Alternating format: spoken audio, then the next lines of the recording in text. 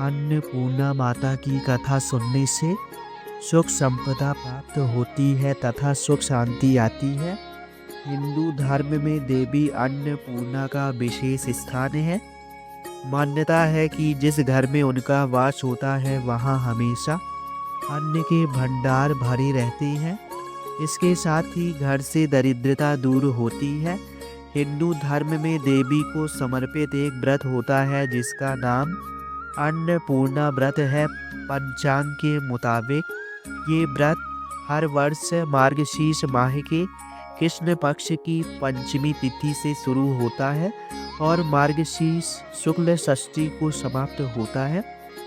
यानी ये व्रत 17 दिनों तक चलता है। इस साल माँ अन्नपूर्णा के महाव्रत अनुष्ठान शुरू हो गया है और जिसका समापन 17 दिन बाद यानी 18 दिसंबर दिन सोमवार तक चलेगा। मान्यता है कि इस अनुष्ठान के दौरान अन्नपूर्णा व्रत की कथा जरूर पढ़नी व सुननी चाहिए। इससे माँ प्रसन्न होती है और सुख समृद्धि का आशीर्वाद प्राप्त होता है। माँ अन्नपूर्णा माता के महाव्रत की कथा।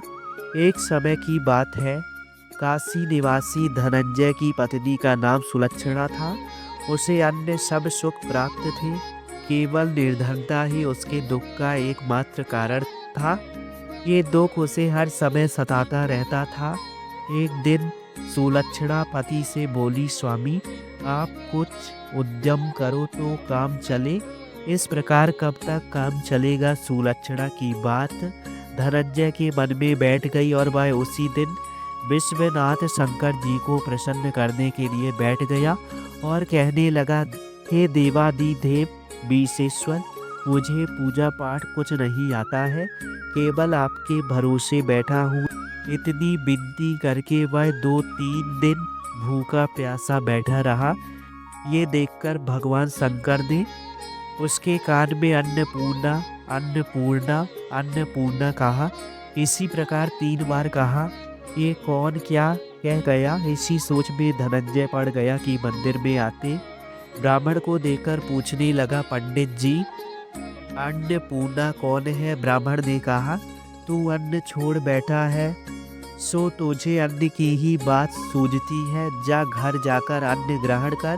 धनंजय घर गया, स्त्री से सारी बात कही। वह बोली, नाथ चिंता मत करो, स्वयं शंकर जी ने ये मंत्र दिया है, वे स्वयं ही खुलासा करेंगे, आप फिर जाकर उनकी आराधना करो। धनंजय फिर पूजा पे बैठ गया। रात्रि में शंकर जी ने आज्ञा दी और कहा, तू पूर्व दिशा में चला जा। वह अन्नपूर्णा का नाम जपता जाता और रास्ते में फल खाता, झरनों का पानी पीता जाता। इस प्रकार कितने ही दिनों तक चलता गया। वहाँ उसे चांदी सी चमकती वन की शोभा देखने में आई। सुंदर सरोवर में देखने या उसके किनारे कितने ही अप्सराएं झुंड बनाकर बैठी थी, एक कथा सुनती और सब मिलकर माँ अन्नपूर्णा इस प्रकार बार बार कहती थी। ये अगहन मास की उजेली रात्रि थी और आज से ही व्रत का आरंभ था। जिस शब्द की खोज करने वह निकला था वह उसे वहाँ सुनने को मिला। धनंजय ने उसके पास जाकर पूछा, हे देवी आप यह क्या करती हो? उन सब ने कहा, हम सब माँ अन्नपूर्णा का व्रत करती हैं। धनंजय ने पूछा, व्रत पूजा करने से क्या होता है? यह किसी ने किया भी है? इसे कब किया जाए? कैसा व्रत है और कैसी विधि है? मुझसे भी विस्तार से बतलाओ। वे कहने लगी, इस व्रत को सब कोई कर सकते हैं। 21 गांठ का सूत लेना चाहिए। 21 दिन यदि ना बने तो एक दिन उपवास करें। यह भी ना बने तो केवल कथा सुनकर प्रसाद ले। उपवास रहकर इस कथा को सुने।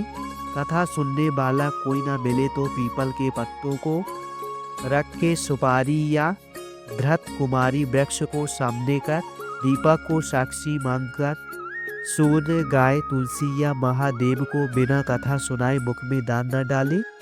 यदि भूल से कुछ पड़ जाए तो एक दिवस फिर उपवास करे। व्रत के दिन क्रोध न करे और ना ही झूठ बोले। धनंजय बोला, इस व्रत के करने से क्या होगा? वे कहने लगी, इसके करने से अंधों को नेत्र मिले, लूलों को हाथ मिले, निर्धन के घर धन से भर जाए, माझी को संतान मिले, मूर्ख को विद्या आए। जो जिस कामना से व्रत करे माँ उसकी इच्छा पूरी करती है। वह कहने लगा, बहनों मेरे पास भी धन नहीं है, विद्या नहीं है, कुछ भी नहीं है, मैं तो दुखिया ब्राह्मण हूँ। मुझे इस व्रत का सूत दोगी? हाँ भाई, तेरा कल्याण हो, हम तुम्हें अवश्य देंगी। लो इस व्रत का मंगल सूत्र ले लो। धनंजय ने व्रत किया, व्रत पूरा हुआ। तभी सरोवर में से 21 खंड की सुवर्ण सीढ़ी हीरा मोती जड़ी हुई प्रकट हुई। धनंजय जय अन्नपूर्णा। अन्नपूर्णा कहता जाता था। इस प्रकार कितनी ही सीढ़ियाँ उतर गया। इस प्रकार कितनी ही सीढ़ियाँ उतर गया तो क्या देखता है कि करोड़ों सूर्य से प्रकाशमान अन्नपूर्णा का मंदिर है। उसके सामने सुवर्ण सिंहासन पर माता अन्नपूर्णा विराजमान है। इतनी ही हथियार बांधे पहरा देते हैं। धनंजय दौड़कर जगदम्बा के चरणों में गिर गया।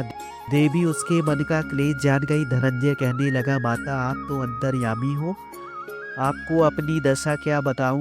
माता बोली, मेरा व्रत किया है, जात संसार तेरा सत्कार करेगा। माता ने धनंजय की जीवा पर बीज मंत्र लिख दिया।